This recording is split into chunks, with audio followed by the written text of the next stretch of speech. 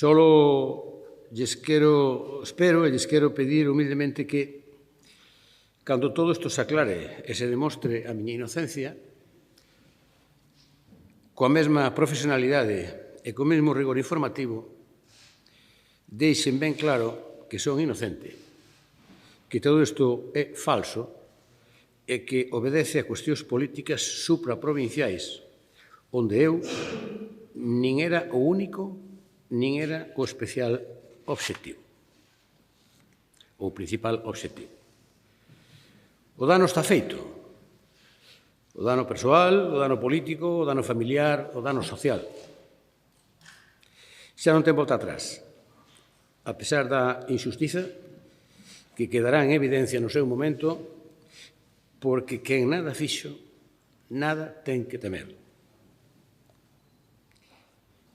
Se en algún momento dos debates